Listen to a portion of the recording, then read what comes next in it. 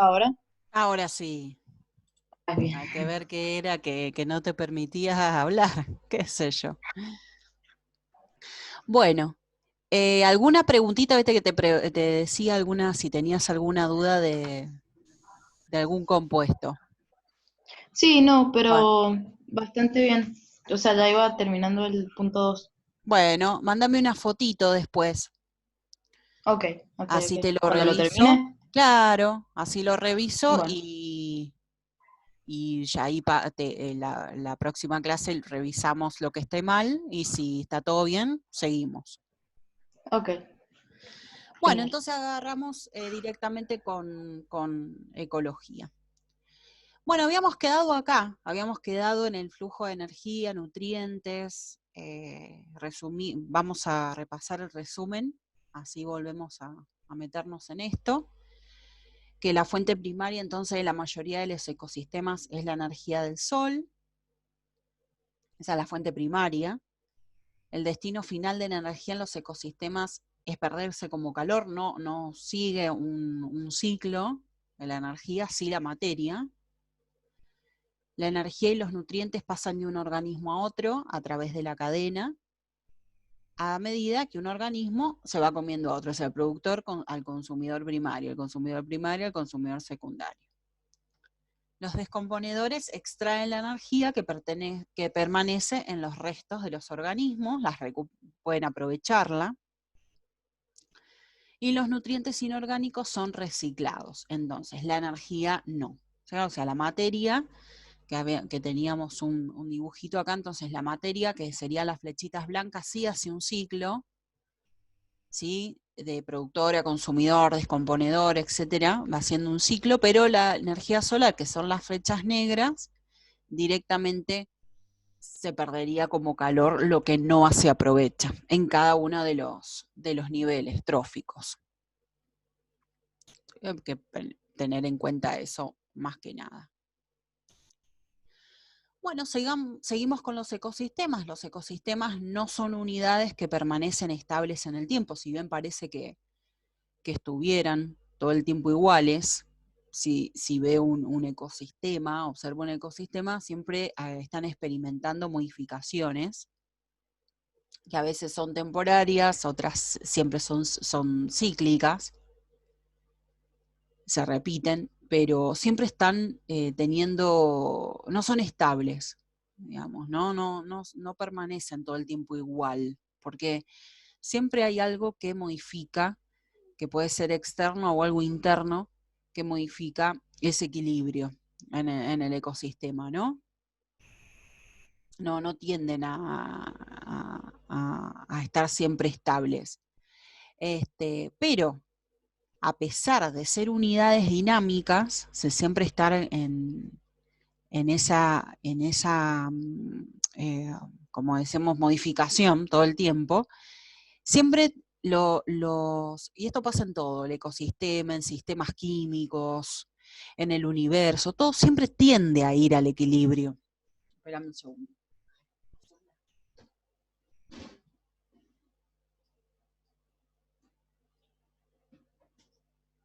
Siempre tiende a estar en el equilibrio, ¿no es cierto?, del ecosistema, pero eso pasa con todo. Por ejemplo, como yo te comentaba recién, en un sistema químico que se produce, está en equilibrio, ¿no? Hay veces que tenemos reacciones químicas que están en equilibrio. ¿Qué significa?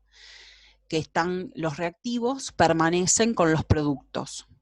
A veces no todas las reacciones son así. Hay veces que todo el reactivo se transforma en producto, pero a veces queda reactivo y queda producto en un equilibrio. Bueno, si hay algún desequilibrio, que por ejemplo se aumenta la temperatura o disminuye o se agrega un reactivo o se agrega un producto, se va a desequilibrar. Bueno, pero ahí la reacción va a tomar una medida, el sistema va a tomar una medida de que tienda a estar en el equilibrio. El ecosistema también es un sistema, por eso se llama ecosistema, ¿no? Entonces también va a tratar de ir a ese equilibrio, por más que todo el tiempo esté modificándose. Siempre va a tender a ir a un equilibrio, como cualquier sistema conocido. Entonces, si acá veamos un ejemplo. Dice un monte con matorral poblado con conejos y zorros que comen a los conejos. Supongamos que se ha echado veneno para los zorros y que estos desaparecen. Como consecuencia de ello, el número de conejos va a aumentar considerablemente. ¿Y por qué? Y porque se eliminó el depredador. Entonces, los conejos no tienen ningún depredador que disminuya su número. Entonces, van a empezar a multiplicarse más que tienen un crecimiento exponencial si tienen un alto recurso. Y se puede llegar un momento en el que haya tal cantidad de ellos que lleguen a agotar la vegetación de la que se alimentan. Claro, empieza a haber tanta cantidad que agotan los recursos, disminuyen por sí mismos los recursos de ese lugar. Por consiguiente, la eliminación de los zorros, medida que aparentemente favorecía a los conejos, produce a la larga el efecto contrario. O sea, los termina eliminando, porque sacamos el depredador. Solamente con eso. Entonces, pensando que por ahí, sacando al depredador, podemos tener un efecto beneficioso, sacando, no un depredador, sino sacando una especie en un ecosistema, eliminándola, vamos a tener un efecto totalmente negativo, tal vez en otra especie, y ahí, por ejemplo, en un cultivo o en algo que nosotros nos interese en ese ecosistema. Es un tipo de ejemplo, ¿no? Bien, hábitat y nicho ecológico. ¿Qué es hábitat? Hábitat es el lugar en donde habita esa población o esa comunidad. Es como sería, Curtis le dice, el domicilio. Eso es hábitat. Pero nicho ecológico no es lugar, porque parece que fuera como un lugar, nicho ecológico. No, nicho ecológico es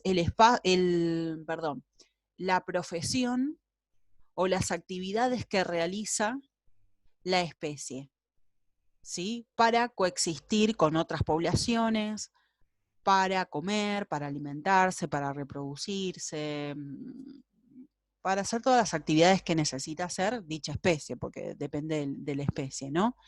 Entonces, el nicho ecológico es el papel que desempeña, no es el espacio. El espacio sería el hábitat. El nicho ecológico sería como el rol en la comunidad de la especie. Entonces, por ejemplo, nicho ecológico podría ser que se alimenta de insectos, se alimenta de vegetales, vive a un rango de temperatura de 20 grados Celsius a 40 grados Celsius. Caza sus presas y las lleva a su territorio. Todas cosas que realiza la especie, eso sería el nicho ecológico. Hábitat es su domicilio, por eso Curtis dice hábitat es su domicilio. Puedes decir, por ahí nombrar algún bioma, desierto, selva, sabana, tundra, puedes decir, qué sé yo, algún país, pero es el lugar. Y el nicho sería la profesión. Y ahí tenés un montón de ejemplos, ¿no? Para dar. Entonces hay que saber muy bien la diferencia entre hábitat y nicho. Un hábitat lo puede tener una especie, especies en común, porque la comunidad habita en el mismo hábitat. Eso está claro, no es que no estamos solos las poblaciones. Estamos en comunidad, en interacciones con otra comunidad y compartimos el mismo hábitat. Pero el nicho ecológico, para que podamos convivir en una comunidad, el nicho ecológico tiene que tener un rango de diferencia entre una especie y otra, para vivir en la misma comunidad. Porque si tuviéramos el mismo exacto, ¿no es cierto?, el mismo nicho ecológico que otra especie, nos terminaríamos excluyendo una con otra. Tal vez una moriría y la otra sobreviviría, ¿sí? Entonces, generalmente el nicho, Obviamente tenemos el parecido, el nicho con otras poblaciones en la comunidad. Mismo el tomar agua, beber agua, estar en luz, necesitar luz, un territorio, esos son nichos que tenemos en común. Hay alimentos en común, pero no todo el nicho o la actividad que realizamos, como ahí bien dice, diariamente y estacionalmente, no son exactamente iguales una con la otra. Porque si no, hay teorías que dicen que una especie podría excluir o excluye a la otra si tiene el mismo nicho ecológico. Así que es otro punto para tener en cuenta. ¿Cómo se crearía un ecosistema? ¿No? ¿Se puede crear un ecosistema? Y obviamente que sí. Y todo se rige a partir de lo que se llama la sucesión ecológica, ¿no?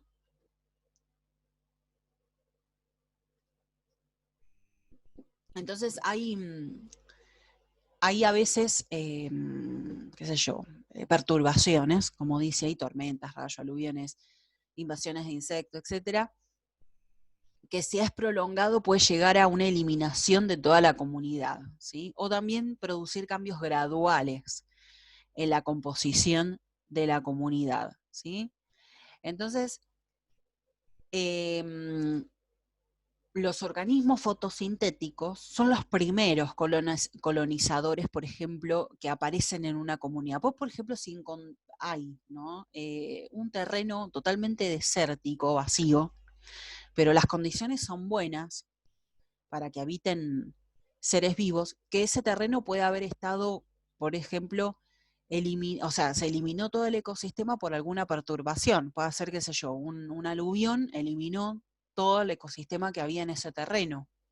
O puede ser que un incendio haya eliminado. Bueno, los organismos fotosintéticos son los primeros colonizadores. Empiezan a ver ramitas, empiezan a ver, qué sé yo, arbustitos, yuyos, que gradualmente son reemplazados en el tiempo por otros tipos, que van desplazando a las especies más tempranas y después van siendo reemplazadas por otras, que tal vez son más grandes, hasta formar por ahí un bosque, ¿no? Entonces los animales van colonizando ese lugar a medida que van teniendo los recursos disponibles para ellos.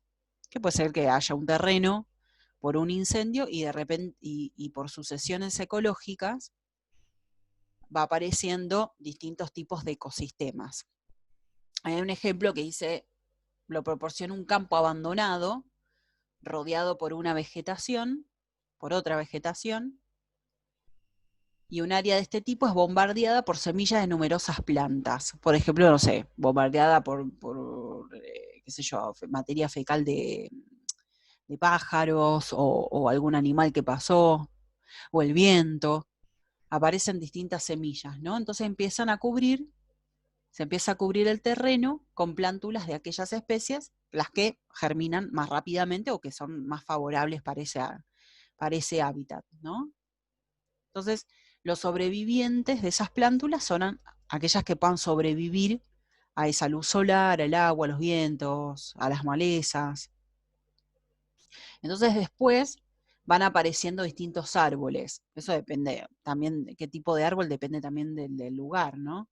Por ejemplo, acá dice regiones de América del Norte, por ejemplo, cedros, pinos blancos, álamos, abedules, bueno, depende del lugar. Van apareciendo distintos tipos de árboles. Y así formar un bosque. Y después con poblaciones y después una comunidad y un ecosistema. Entonces, siempre el ecosistema ha sido dado por sucesiones ecológicas de distintas especies. Tiene que haber productores y después luego consumidores. Hasta llegar a una comunidad, ¿sí? A un ecosistema, que tampoco va a ser siempre igual, porque habíamos dicho que el ecosistema no era todo el tiempo estable, sino que va a haber modificaciones, pero llega a una comunidad estable que se llama comunidad clímax. ¿Sí? En una hipótesis más o menos en 1916, lo formuló en una hipótesis que se llama de facilitación, ¿sí? Que es la hipótesis que da, o digamos que facilita lo que es la sucesión ecológica. Bueno, estudios recientes, dice, o sea, fueron cambiando estas hipótesis de cómo se generan los ecosistemas. Hay estudios recientes que han sugerido que hay mecanismos alternativos por los cuales puede ocurrir la sucesión, por ejemplo, la hipótesis de la inhibición, porque dice que las especies primeras evitan y no ayudan a la colonización por parte de otras especies. O sea que no es que todo va fluyendo, sino que hay especies que no ayudan o evitan, pero los primeros colonizadores entonces son reemplazados por los últimos en llegar, es como que van siendo reemplazados. Eso sería de inhibición, inhibir al otro que viene. O sea, no al otro que viene, sino que la especie que viene inhibe a la anterior. Esa sería la hipótesis de inhibición. No, sería contraria a la de facilitación, que fue dada por 1916. Y hay otra hipótesis de la tolerancia que se llama, que sugiere que las primeras especies ni facilitan ni inhiben nada la colonización por las últimas. Pero las especies dominantes son aquellas que pueden tolerar mejor las condiciones y la disponibilidad. O sea, que no es que ayudan ni inhiben, sino que la cuestión es que las que pueden sobrevivir a ese lugar y a esos recursos son las que quedarían en ese ecosistema. Bien, entonces las sucesiones serían de dos tipos. La sucesión primaria es aquella que se inicia en un sustrato nuevo. Por ejemplo, en un incendio o cenizas volcánicas. Un volcán, luego de un volcán hay una sucesión primaria porque es como un sustrato nuevo, totalmente de cero. La sucesión secundaria es cuando la comunidad es destruida, ¿sí? O disturbada. Bueno, acá más que nada menciona el incendio, porque había antes la diferencia sí, porque en la secundaria ya había antes un ecosistema y después del incendio aparece otro ecosistema nuevo. Pero la primaria es más que nada sí, de cenizas volcánicas a donde nunca hubo un ecosistema. Entonces aparece de ahí un ecosistema nuevo. Ese sería, el incendio se coloca más en la sucesión secundaria. Yo lo había dicho recién en primaria, pero no, sería primaria de nuevo el ecosistema. En cambio secundaria, el incendio es más que nada un ejemplo o una inundación, porque ya había un ecosistema de atrás.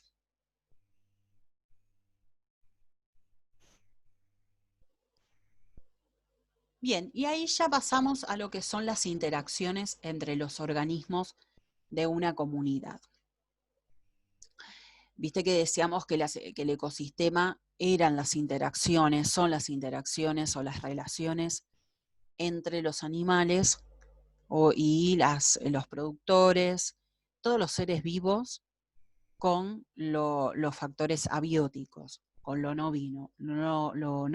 Entonces, ¿cómo definimos qué interacciones podemos encontrar entre los organismos de una comunidad? Y bueno, hay relaciones interespecíficas. ¿Qué significan interespecíficas? Entre especies.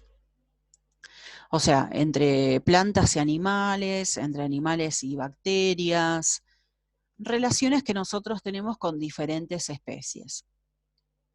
Y después tenemos las relaciones intraespecíficas, que es dentro de nuestra especie, cómo nos relacionamos con individuos dentro de nuestra misma especie.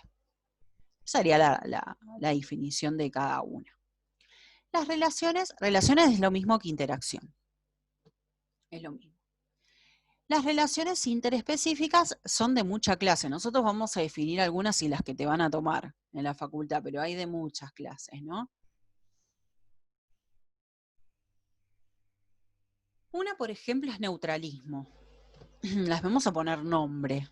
Entonces, la vamos a definir como una, neutralismo. Es la más fácil, porque es la relación que se establece cuando dos especies que conviven en un mismo hábitat no se benefician ni se perjudican entre ellas.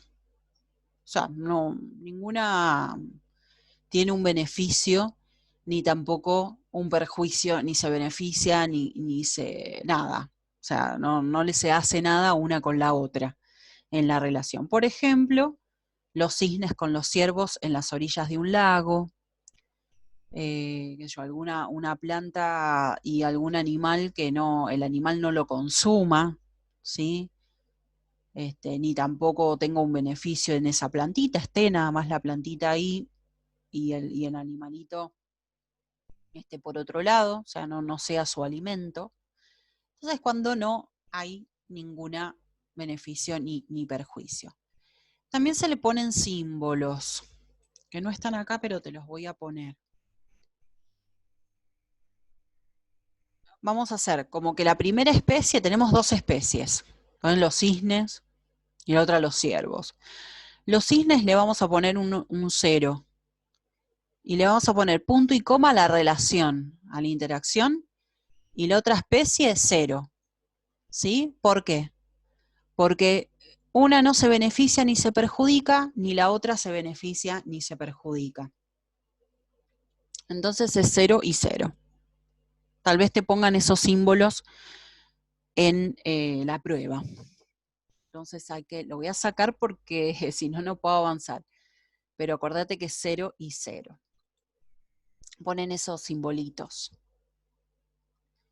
La simbiosis es una relación a largo plazo. Eso es importante, los puntos, porque se puede confundir con otras. La simbiosis es una relación prolongada, es a largo plazo. Generalmente viene de evolución, ¿no? De esas relaciones evolutivas que vienen de hace millones de años y ya las dos especies han evolucionado de tal manera que sin la otra, digamos, no puede vivir, ¿sí? A veces hay simbiosis obligatorias, ahora las vamos a ver. La simbiosis, para que sea simbiosis, por lo menos alguna de las especies se tiene que beneficiar con la otra, ¿sí? Tiene un beneficio, por eso es resultado de cambios evolutivos al respecto. Y hay dos tipos de relaciones simbióticas. Una es el mutualismo y la otra es el comensalismo, que no es tan común. El mutualismo es la más común. Entonces veamos cuáles son. El comensalismo es un tipo de relación que hay uno que vive a expensas del otro, pero uno se beneficia, pero el otro no se perjudica ni se beneficia. O sea que uno va a ser positivo porque se beneficia y el otro va a ser 0, porque de esa relación no tiene nada, o sea, no tiene nada, ni beneficio ni perjuicio. Ejemplo, el pez rémora tiene una aleta transformada en ventosa con la que se adhiere al cuerpo de tiburón. ¿Viste? Que a veces se ven en las películas el tiburón que va con un pececito. La rémora se desplaza junto al tiburón y se alimenta con los restos de comida que éste deja caer. Y listo, o sea, el tiburón no tiene un beneficio con el pececito ahí, pero el pececito sí se alimenta de él. Otro ejemplo sería el clavel del aire, que crece sobre algunos árboles para conseguir mejores condiciones de iluminación. Como el clavel del aire es capaz de fabricar su propio alimento mediante el proceso de fotosíntesis, no perjudica a los árboles porque tiene su propia nutrición. Entonces el clavel del aire se beneficia con el arbolito, pero el árbol no gana ni pierde. Ese sería el comensalismo, ¿sí? Es simbiosis porque por lo menos alguno de los dos se beneficia.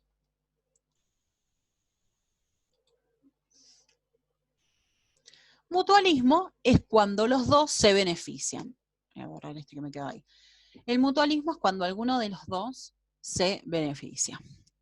Las dos se benefician, perdón. Los dos se benefician. Ese es mutualismo. O sea que sería, si lo hiciera con simbolito, uno positivo y el otro positivo.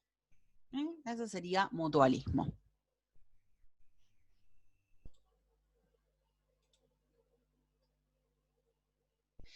Son re importantes en lo que es ecología, porque hay muchas plantas, muchas para que puedan vivir, muchos productores para que puedan vivir, necesitan sí o sí de estas interacciones simbióticas que son el mutualismo. Por ejemplo, las micorrizas. Las micorrizas son una simbiosis, un mutualismo entre la planta y bacterias, por ejemplo, las bacterias nitrificantes, que hacen que pasen el nitrógeno gaseoso a nitrato y a nitrito, y ahí las plantas las pueden absorber. Y a veces las micorrizas son alga y hongo, porque el hongo lo que hace es descomponer, hace el mismo efecto de las bacterias nitrificantes, descomponer los materiales orgánicos para que las plantas lo puedan absorber. Entonces, un 70% de las plantas terrestres tienen estos procesos simbióticos. Importantísimo. Por ejemplo, los polinizadores, las abejas con las plantas, las abejas que obtienen y el néctar para su miel. Y las plantas que obtienen el proceso de polinización, o sea, pasar el grano de polen a lo que es el carpelo para producir la reproducción sexual. Mira cómo la coevolución, esta que tuvo, se llama así, de las angiospermas, que son las plantas con flores, y estos insectos que para que se puedan proliferar y poder reproducirse con mucho más velocidad. Es un mutualismo importante ese, que dicen que, bueno, que las abejas son los principales polinizadores y sin ellas no habría productores. O sea, mira, vos fijate el mutualismo importante de ahí. Hay mutualismos que son obligatorios. Bueno, ese es uno de las abejas, obligado. Sería, por ejemplo, los endosimbiontes bacterianos de los insectos. Por ejemplo, el pulgón, este tipo de pulgón, Acyrtosiphon pisum, y la bacteria bucnera, es una importante simbiosis que sin este endosimbionte y la bacteria sin el pulgón, ¿sí? No se puede desarrollar, pero el pulgón sin la bacteria no puede tampoco vivir porque no puede absorber los nutrientes que necesita el insecto. También nosotros tenemos una flora bacteriana en los mamíferos, que las bacterias estas también sería un mutualismo obligatorio, porque nosotros sin las bacterias de la flora bacteriana no podemos tener un volumen de la materia fecal, una buena absorción de nutrientes, y las bacterias no podrían, son heterótrofas y necesitan estar en ese lugar para poder alimentarse. Entonces también es un mutualismo. La anémona de mar y el pez payaso, ¿sí? También es un mutualismo. Por ejemplo, las hormigas con las plantas acacias, pareciera que fuera otra cosa, que fuera un parasitismo, una depredación, pero no, es un mutualismo, porque las hormigas hacen sus nidos dentro de las espinas de la planta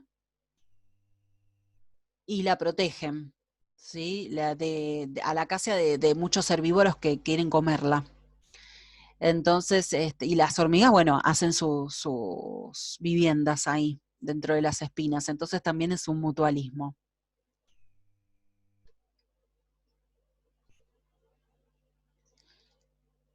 Entonces ahí teníamos la simbiosis, comensalismo y mutualismo. Después tenemos antagonismo, hay otras relaciones que son, por ejemplo, antagonismo, que es la relación entre individuos de diferentes especies,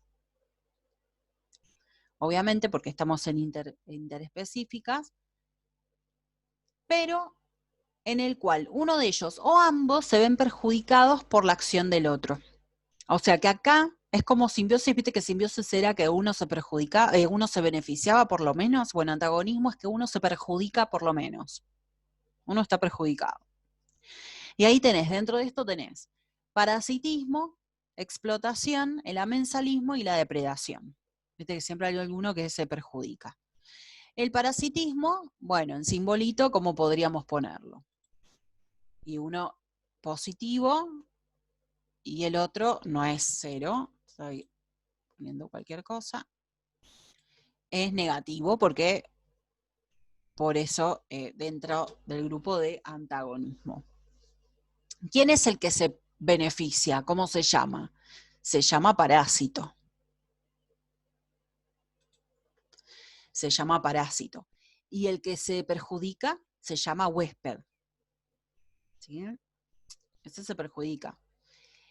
Los parásitos pueden ser de dos tipos. Pueden ser endoparasitismo, que el parásito vive en el interior, por ejemplo, la del hospedador, por ejemplo, la Taenia saginata, Taenia solium, algún nemátodo, estos se llaman platelmintos. Viven dentro de los parásitos, dentro del huésped, perdón. Y ectoparasitismo sería que el parásito vive en el exterior del hospedador, ¿sí? O en su superficie, por ejemplo, los piojos, las garrapatas, las pulgas.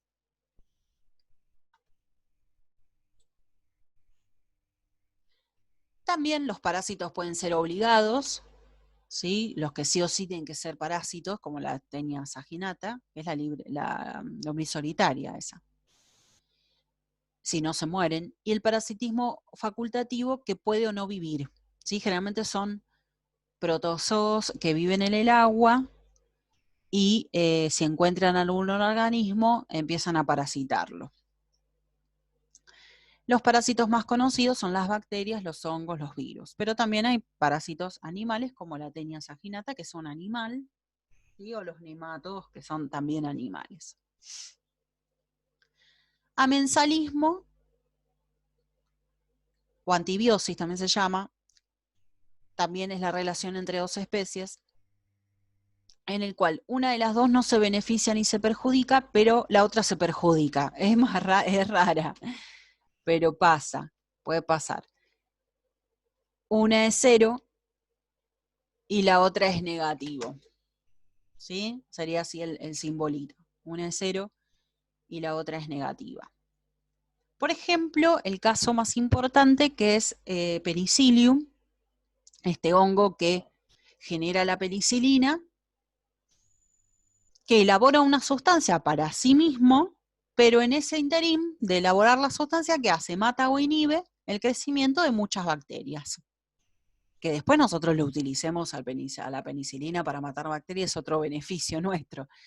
Pero naturalmente el hongo no se perjudica ni se beneficia con que la bacteria se muera, no se beneficia con que las bacterias se mueran, no, está comprobado que no, sino que es una sustancia elaborada por estos hongos que ejerce una acción antibacteriana, pero no se está beneficiando con eso. Ese es el ejemplo característico de amensalismo. La depredación, ¿sí? La depredación es la ingestión de organismos vivos, incluyendo plantas, bueno, puede ser plantas por animales, también es depredación, o animal por hongos también, por plantas carnívoras, también se denomina depredación. Acá que tenemos, acá sí es como el parasitismo, es positivo y es negativo. ¿Quién se beneficia? El depredador. ¿Quién se perjudica? La presa, ¿no? Que sabemos que hay muchísimas y muchísimas relaciones depredador-presa en la naturaleza. Acá está el clásico, el diagrama de número de pieles o número de conejos con respecto a los linces, cómo va modificándose el número de organismos, de linces y conejos, a medida que va disminuyendo uno y otro. O sea que la depredación es una interacción importante porque influye en el tipo y la clase de individuos. O sea que es importantísimo en lo que es las poblaciones y en las comunidades. Y en el equilibrio de los ecosistemas. Me voy a ir más para arriba, porque que hablaba de algo. No.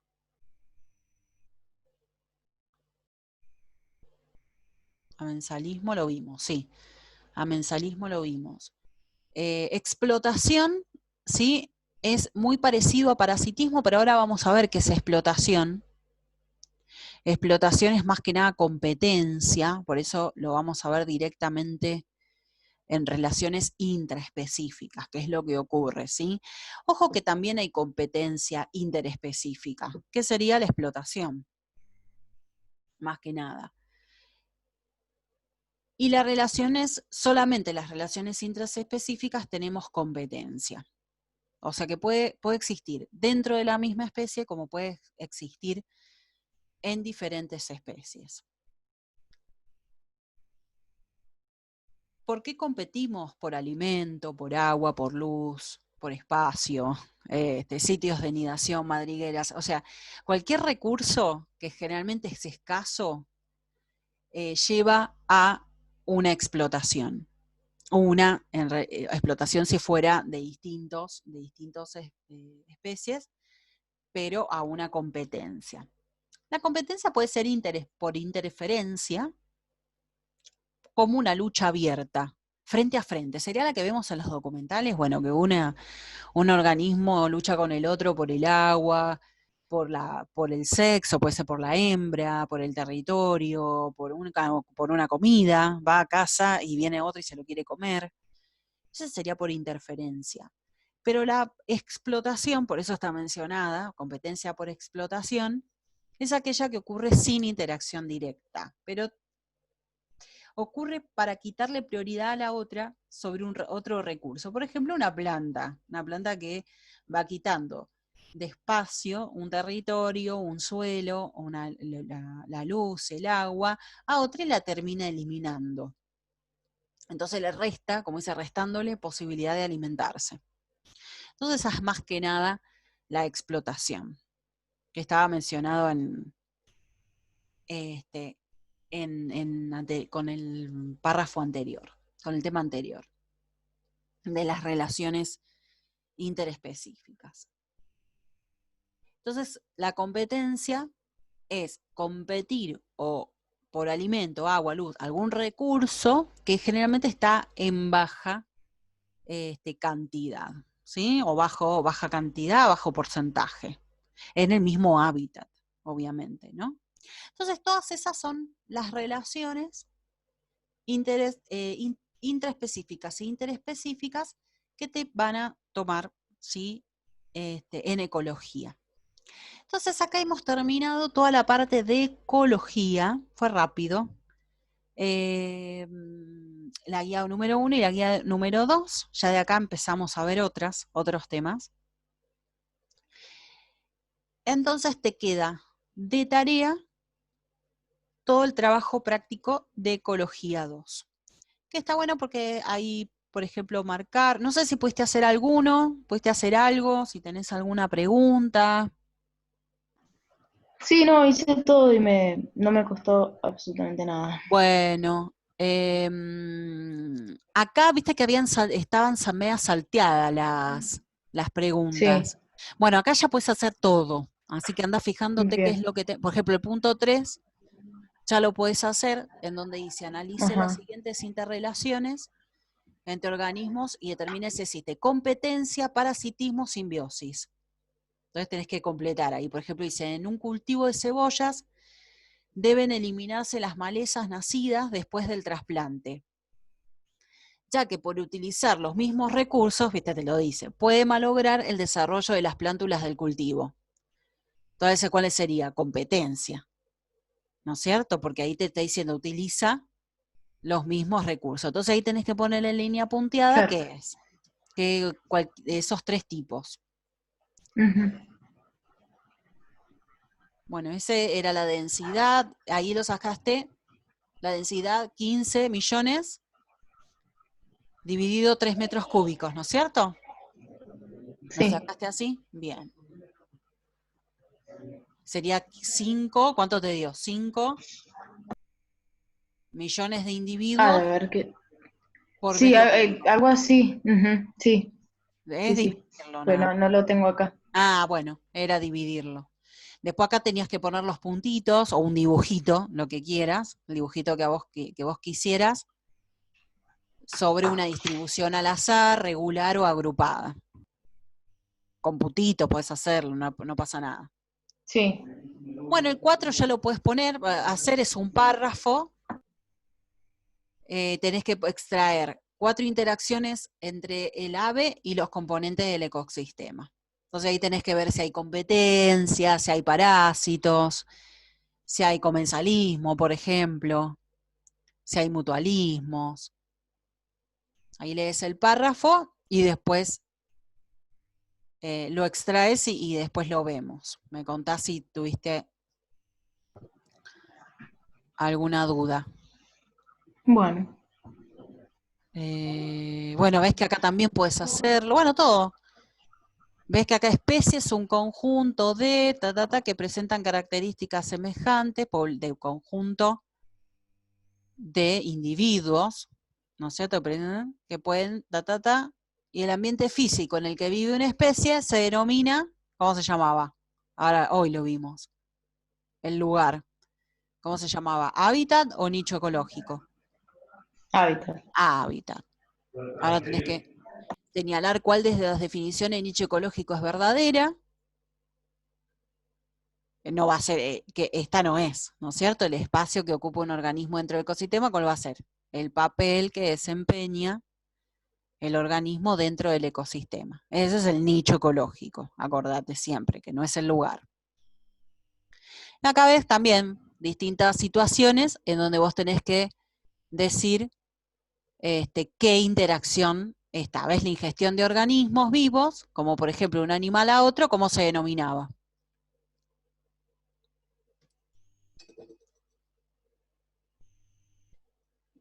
¿Te acordás? Ingerir a un animal a otro.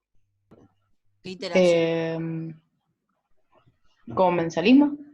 No,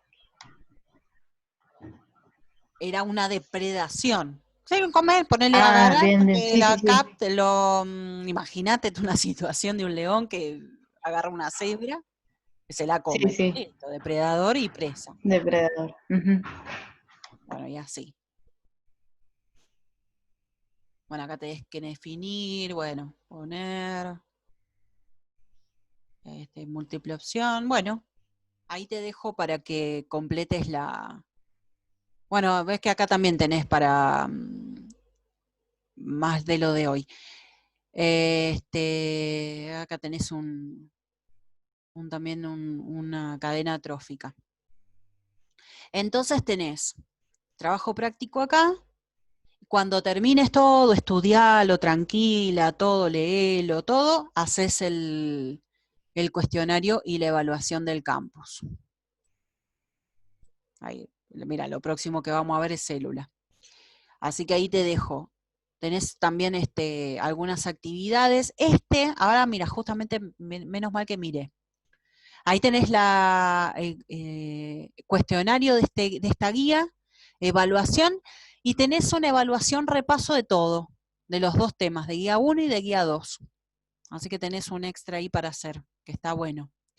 Y acá tenés un texto, que yo lo hago en clase, pero claro, no estamos en clase, así que lo hacemos virtual, que es la laguna de Yancanelo de acá de Mendoza. ¿Sí? Directamente haces clic. ¿Qué tenés que leerlo?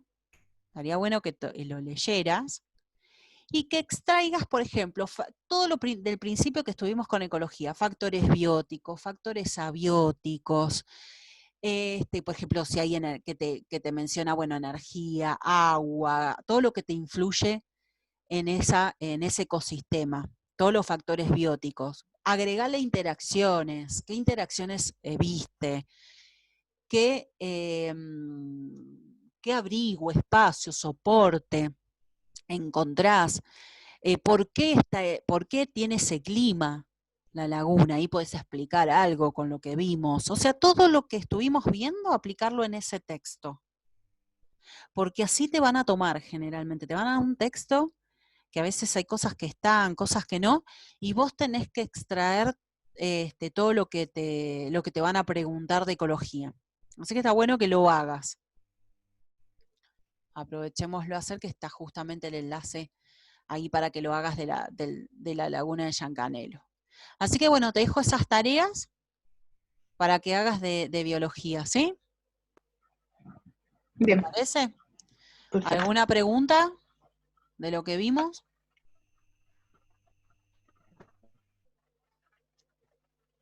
¿Quieres repasar algo? ¿O estás bien? No, no, no. Sí, está perfecto. Bueno, cualquier Entiendo cosa me podés ir todo. preguntando durante la semana, no hay problema. Y mándame la fotito Bueno, de cuando termines los compuestos químicos, hoy, mañana, pasado, cuando quieras, de los bueno. compuestos, 1, 2 y 3, así vamos revisando que lo vas haciendo bien y avanzamos. Ok, Bueno, perfecto. que tengas linda semana entonces. Igualmente, profe. Hasta luego. Nos vemos, un besito. Hasta luego, nos vemos. Adiós.